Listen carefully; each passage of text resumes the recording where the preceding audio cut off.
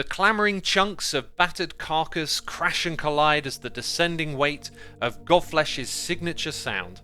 The building blocks of noise that boom and blare as bloated chunks brimming with thudding guitars and rumbling bass lines. Thunder in fright between the fracas of furious dissonance that wails between the roar and flails.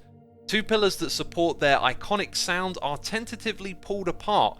The opening metallic grooves of Post-Self, Parasite and Nobody find the discordant breaks between low-end riffage stretched, expanded and pulled apart as the album's songs steadily plunge into harrowing, dark and introverted atmospheres of self-psychedelia, where guitar noise soundscapes reign supreme as experimentation strikes inspirational gold.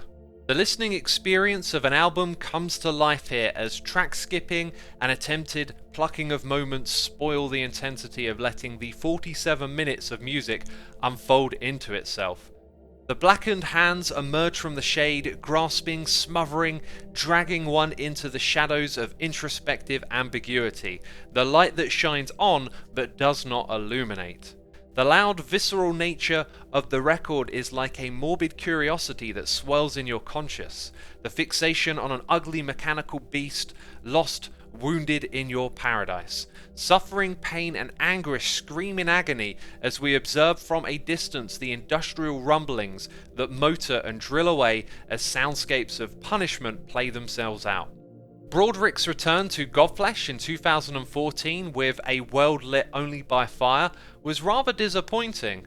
After such a long hiatus, a stripped back, bare bones, riff-oriented metal album felt lacking as the most explored and obvious side of Godflesh was resurrected. With Post-Self, a wild palette of tone and texture emerges as all sorts of influences and links signify themselves from the purpose of the music. The industrial drum beats frequently pump and thud like decelerated EDM grooves. The deep textures of sound intensify viscerally like power noise. The sonic soundscapes of dissonance guitars echo post-punk bands, and ravishingly stark synths in the closing tracks pull the likes of astral ambience to the center of a bleak and harsh experience. This record has reinvented the excitement once heard on Street Cleaner and Pure. The immediacy and indulgence of the record is sublime, a moody, sonic, textural exploration piqued by endless strings of ideas that spark. The wailing, desperate screams on Post-Self, the intertwined noise and depraved screaming that burrows into hell on Be God. The record is loaded with vocal work that masks itself into the wall of sound, even taking on a robotic, electrified distortions on another track. With attentive ears, one may hear percussive abuses and glitches meld into the smothering sound. Oh, and how can we not delight in the glory of the guitars that rediscover themselves track to track in the rich density of effect-drenched guitar tones.